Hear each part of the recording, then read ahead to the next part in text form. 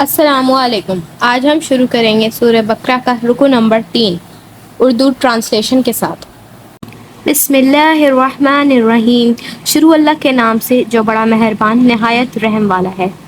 یا ایھا الناس اعبدوا ربکم الذی خلقکم والذین من قبلکم لعلکم تتقون۔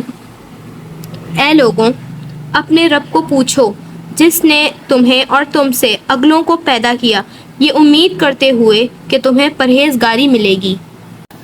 الذی جعل لکم الارض فراشا والسماء بناء۔ جس نے تمہارے لیے زمین کو بچھونا اور آسمان کو عمارت بنایا۔ وَأَنزَلَ مِنَ السَّمَاءِ مَاءً فَأَخْرَجَ بِهِ مِنَ الثَّمَرَاتِ رِزْقًا لَكُمْ۔ اور آسمان سے پانی اتارا تو اس سے کچھ پھل نکالے تمہارے کھانے کو۔ فَلَا تَجْعَلُوا لِلَّهِ أَندَادًا وَأَنتُمْ تَعْلَمُونَ۔ تو اللہ کے لیے جان بوجھ کر برابر والے نہ ٹھہراؤ۔ وَإِن كُنتُمْ فِي رَيْبٍ مِّمَّا نَزَّلْنَا عَلَىٰ عَبْدِنَا فَأْتُوا بِسُورَةٍ مِّن مِّثْلِهِ۔ اور اگر تمہیں کچھ شک ہو اس میں جو ہم نے اپنے اس خاص بندے پر اتارا تو اس جیسی ایک صورت تو لے آؤ۔ وَادْعُوا شُهَدَاءَكُم مِّن دُونِ اللَّهِ إِن كُنتُمْ صَادِقِينَ۔ اور اللہ کے سوا اپنے سب حمایتوں کو بھلا لو اگر تم سچے ہو۔ فَإِن لَّمْ تَفْعَلُوا وَلَن تَفْعَلُوا فَاتَّقُوا النَّارَ الَّتِي وَقُودُهَا النَّاسُ وَالْحِجَارَةُ۔ پھر اگر نہ لا سکو اور ہم فرمائے دیتے ہیں کہ ہرگز نہ لا سکو گے تو دوڑو اس آگ سے جس کا ایندھن آدمی اور پتھر ہیں۔ اعدت للکافرین، تیار رکھی ہے کافروں کے لیے۔ وَبَشِّرِ الَّذِينَ آمَنُوا وَعَمِلُوا الصَّالِحَاتِ أَنَّ لَهُمْ جَنَّاتٍ تَجْرِی مِن تَحْتِهَا الْأَنْہَارُ۔ اور خوشخبری دے انہیں جو ایمان لائے اور اچھے کام کیے کہ ان کے لیے باغ ہیں جن کے نیچے نہریں رواں۔ کُلَّمَا رُزِقُوا مِنْہَا مِن ثَمَرَاتٍ رِزْقًا۔ جب انہیں ان باغوں سے کوئی پھل کھانے کو دیا جائے گا۔ قَالُوا هَٰذَا الَّذِي رُزِقْنَا مِن قَبْلُ۔ صورت دیکھ کر کہیں گے یہ تو وہی رزق ہے جو ہمیں پہلے ملا تھا۔ وَأُتُوا بِهِ مُتَشَابِهًا۔ اور وہ صورت میں ملتا جلتا انہیں دیا گیا۔ وَلَهُمْ فِيهَا أَزْوَاجٌ مُّطَهَّرَةٌ۔ اور ان کے لیے ان باغوں میں ستھری بیویاں ہیں۔ وَهُمْ فِيهَا خَالِدُونَ۔ اور وہ ان میں ہمیشہ رہیں گی۔ إِنَّ اللَّهَ لَا يَسْتَحْيِي أَن يَضْرِبَ مَثَلًا مَّا بَعُوضَةً فَمَا فَوْقَهَا۔ بے شک اللہ سے حیا نہیں فرماتا کہ مثال سمجھانے کو کیسی ہی چیز کا ذکر فرمائے، مچھر ہو یا اس سے بڑھ کر۔ فَأَمَّا الَّذِينَ آمَنُوا فَيَعْلَمُونَ أَنَّهُ الْحَقُّ مِن رَّبِّهِمْ۔ وہ تو جو ایمان لائے وہ تو جانتے ہیں کہ یہ ان کے رب کی طرف سے حق ہے۔ وَأَمَّا الَّذِينَ كَفَرُوا فَيَقُولُونَ مَاذَا أَرَادَ اللَّهُ بِهَٰذَا مَثَلًا يُضِلُّ بِهِ كَثِيرًا۔ رہے کافر، وہ کہتے ہیں ایسی کہاوت میں اللہ کا کیا مقصود ہے، اللہ بہترین کو اس سے گمراہ کرتا ہے۔ يَهْدِي بِهِ كَثِيرًا۔ اور بہترین کو ہدایت فرماتا ہے۔ وَمَا يُضِلُّ بِهِ إِلَّا الْفَاسِقِينَ۔ اور اس سے انہیں گمراہ کرتا ہے جو بے حکم ہیں۔ الَّذِينَ يَنقُضُونَ عَهْدَ اللَّهِ مِن بَعْدِ مِيثَاقِهِ۔ وہ جو اللہ کے عہد کو توڑ دیتے ہیں پکا ہونے کے بعد۔ وَيَقْطَعُونَ مَا أَمَرَ اللَّهُ بِهِ أَن يُوصَلَ فَيُفْسِدُونَ فِي الْأَرْضِ۔ اور کاٹتے ہیں اس چیز کو جس کا جوڑنے کا اللہ نے حکم دیا اور زمین میں فساد پھیلاتے ہیں۔ أُولَٰئِكَ هُمُ الْخَاسِرُونَ۔ وہی نقصان میں ہیں۔ كَيْفَ تَكْفُرُونَ بِاللَّهِ وَكُنتُمْ أَمْوَاتًا فَأَحْيَاكُمْ۔ بھلا تم کیوں کر اللہ کے منکر ہو گئے حالانکہ تم مردہ تھے، اس نے تمہیں جلایا۔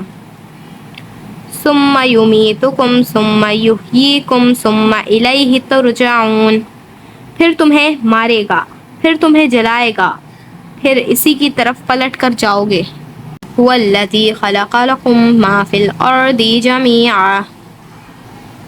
وہی ہے جس نے تمہارے لیے بنایا جو کچھ زمین میں ہے.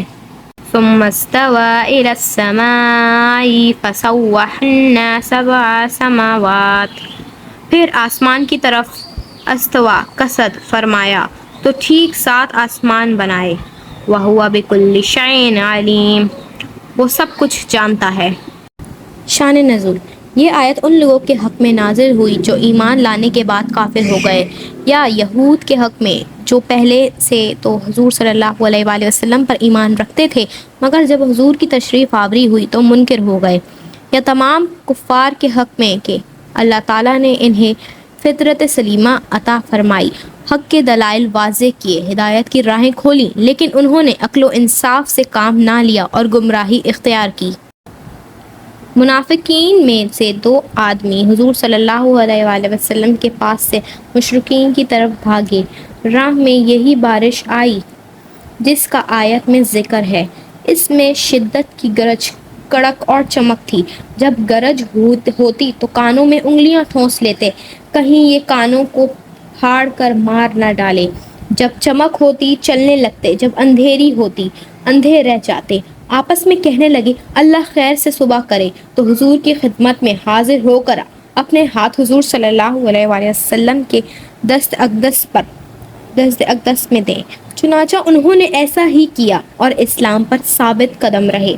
ان کے حال کو اللہ تعالیٰ نے منافقین کے لیے کہاوت بنایا جو مجلس شریف میں حاضر ہوتے تو کانوں میں انگلیاں ٹھونس لیتے کہ کہیں حضور کا کلام انہیں اثر نہ کر جائے جس سے مر ہی جائیں.